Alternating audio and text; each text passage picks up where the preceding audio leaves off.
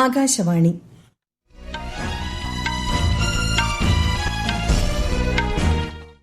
നമസ്കാരം. വാർത്തകൾ വായിക്കുന്നത് സുവർണ.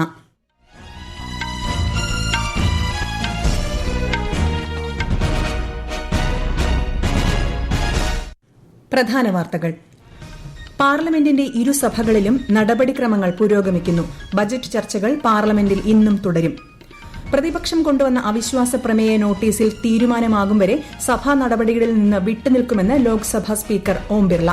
ദേശീയ സുരക്ഷയുമായി ബന്ധപ്പെട്ട വിഷയങ്ങളെ ലോക്സഭാ പ്രതിപക്ഷ നേതാവ് രാഹുൽ ഗാന്ധി രാഷ്ട്രീയ ആയുധമാക്കി ഉപയോഗിക്കുന്നുവെന്ന് ആരോപിച്ച് പാർലമെന്ററി കാര്യമന്ത്രി കിരൺ റിജിജു. 2026-27 കേന്ദ്ര ബജറ്റ് രാജ്യമെമ്പാടും വലിയ മാറ്റങ്ങൾ കൊണ്ടുവരുമെന്ന് കേന്ദ്രമന്ത്രി ശിവരാജ് സിംഗ് ചൌഹാൻ. തിരുവനന്തപുരം അമ്പൂരി കുമ്പിച്ചൽ കടവ് പാലം ഉൾപ്പെടെ സംസ്ഥാനത്ത് പൂർത്തിയാക്കിയ 30 റോഡുകളും 6 പാലങ്ങളും മുഖ്യമന്ത്രി പിണറായി വിജയൻ ഇന്ന് നാടിന് സമർപ്പിക്കും. ശബരിമല സ്വർണ്ണ അപഹരണ കേസിൽ തിരുവിതാംകൂർ ദേവസ്വം ബോർഡ് മുൻ പ്രസിഡന്റ് എൻ വാസുവിന് ജാമ്യം അനുവദിച്ച് കൊല്ലം വിജിലൻസ് കോടതി. ICC T20 ക്രിക്കറ്റ് ലോകകപ്പിൽ ദക്ഷിണാഫ്രിക്കയ്ക്കെതിരെ അഫ്ഗാനിസ്ഥാന് 188 റൺസ് വിജയലക്ഷ്യം. വാർത്തകൾ വിശദമായി. പാർലമെന്റിന്റെ ഇരുസഭകളിലും നടപടിക്രമങ്ങൾ പുരോഗമിക്കുന്നു. പ്രതിപക്ഷ ബഹളത്തിനിടെയാണ് ലോക്സഭയിൽ ഇന്ന് ചോദ്യോത്തരവേള ആരംഭിച്ചത്. ബജറ്റ് ചർച്ചകൾ ഇരുസഭകളിലും ഇന്നും തുടരും. അതേസമയം ലോക്സഭാ സ്പീക്കർ ഓം ബിർളയ്ക്കെതിരെ പ്രതിപക്ഷം നൽകിയ അവിശ്വാസ പ്രമേയ നോട്ടീസിൽ ചില പോരായ്മകൾ കണ്ടെത്തിയതായി ലോക്സഭാ സെക്രട്ടേറിയറ്റ് വ്യക്തമാക്കി. കഴിഞ്ഞ വർഷം ഫെബ്രുവരിയിൽ നടന്നതായി പറയുന്ന ചില സംഭവങ്ങളാണ് നോട്ടീസിൽ പ്രതിപാദിച്ചിരിക്കുന്നതെന്നും അതിനാൽ ചട്ടപ്രകാരം നോട്ടീസ് തള്ളാൻ സാധിക്കുമെന്നും ഔദ്യോഗിക വൃത്തങ്ങൾ അറിയിച്ചു. എന്നാൽ ആവശ്യമായ തിരുത്തലുകൾ വരുത്തി പ്രമേയ നടപടികളുമായി മുന്നോട്ടു പോകാനാണ് സ്പീക്കർ ഓം ബിർള നിർദ്ദേശം നൽകിയിരിക്കുന്നത്. ബജറ്റ് സമ്മേളനത്തിന്റെ 2ാം ഘട്ടത്തിൽ നോട്ടീസ് പരിഗണിച്ചേക്കുമെന്നും ഔദ്യോഗിക വൃത്തങ്ങൾ വ്യക്തമാക്കി. അവിശ്വാസ പ്രമേയ നോട്ടീസിൽ തീരുമാനമാകും വരെ സഭാ നടപടികളിൽ നിന്ന് വിട്ടുനിൽക്കുമെന്ന് ശ്രീ ഓം ബിർള അറിയിച്ചിരുന്നു. ഇന്നലെയാണ് പ്രതിപക്ഷം സ്പീക്കർക്കെതിരെ 118 അംഗങ്ങൾ ഒപ്പുവച്ച അവിശ്വാസ പ്രമേയ നോട്ടീസ് നൽകിയത്. കോൺഗ്രസും ഇടതു പാർട്ടികളും DMK, സമാജ്വാദി പാർട്ടി, RJD തുടങ്ങിയ പ്രതിപക്ഷ കക്ഷികളും പ്രമേയത്തെ പിന്തുണച്ചെങ്കിലും തൃണമൂൽ MPമാർ നോട്ടീസിൽ ഒപ്പുവച്ചില്ല. ദേശീയ സുരക്ഷയുമായി ബന്ധപ്പെട്ട വിഷയങ്ങളെ ലോക്സഭാ പ്രതിപക്ഷ നേതാവ് രാഹുൽ ഗാന്ധി രാഷ്ട്രീയ ആയുധമാക്കി ഉപയോഗിക്കുന്നുവെന്നാരോപിച്ച് പാർലമെന്ററി കാര്യമന്ത്രി കിരൺ റിജിജു. ഇതിൽ നിന്നും ശ്രീ രാഹുൽ ഗാന്ധി വിട്ടുനിൽക്കണമെന്നും കേന്ദ്രമന്ത്രി മാധ്യമങ്ങളോട് പറഞ്ഞു. ഇത്തരം വിഷയങ്ങൾ കൈകാര്യം ചെയ്യാൻ സഭയ്ക്ക് വ്യവസ്ഥാപിതമായ രീതികളുണ്ടെന്നും അച്ചടക്കം പാലിക്കാൻ പ്രതിപക്ഷ നേതാവ് തയ്യാറാകണമെന്നും ശ്രീ റിജിജു ആവശ്യപ്പെട്ടു. A sensitive matter related to security to be used as an instrument to drive a political mileage.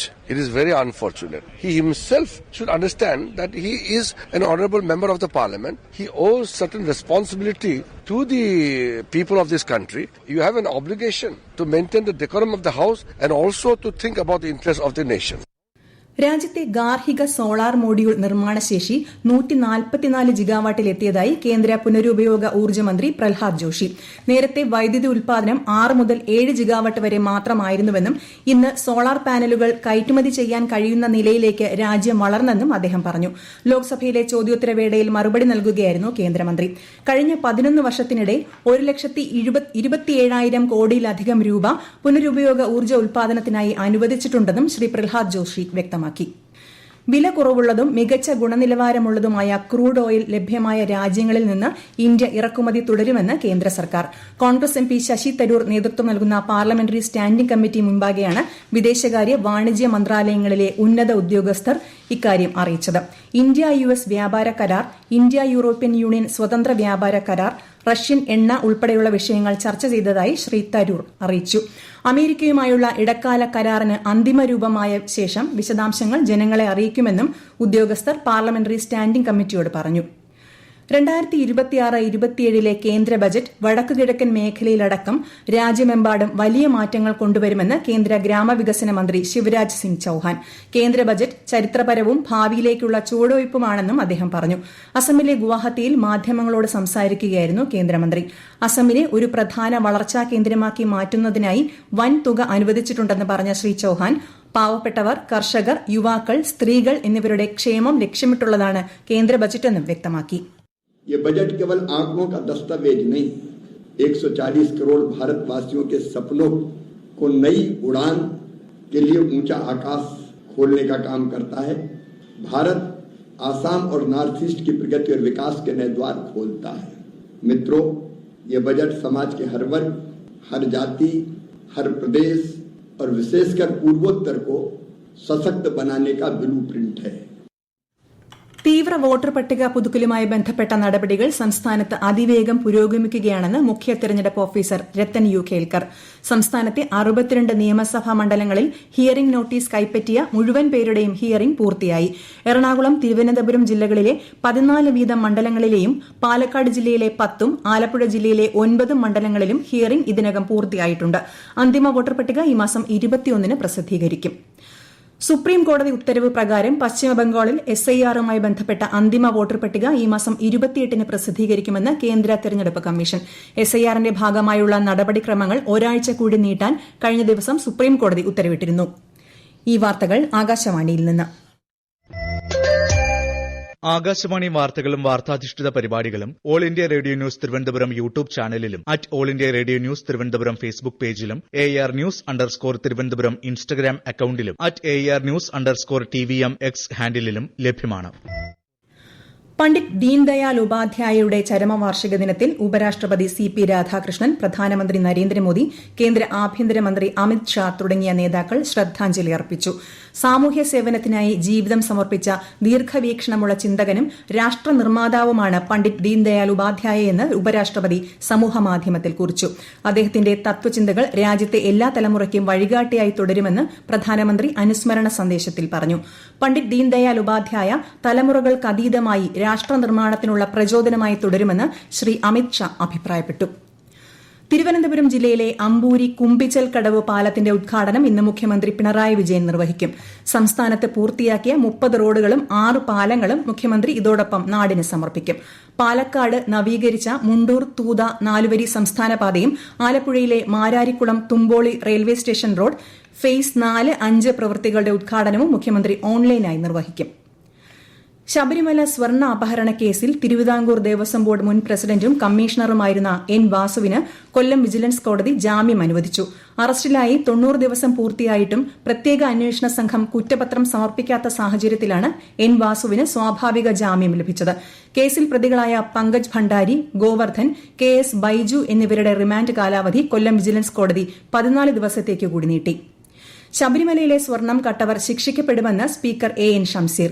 Kerala police association Kannur city ജില്ലാ സമ്മേളനം ഉദ്ഘാടനം ചെയ്ത് സംസാരിക്കുകയായിരുന്നു അദ്ദേഹം.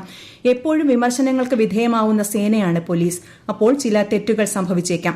ഇതുവഴി സേനയുടെ ആത്മവിശ്വാസം തകർക്കാൻ ചില ഭാഗത്തുനിന്ന് ബോധപൂർവം ശ്രമം നടക്കുകയാണ്.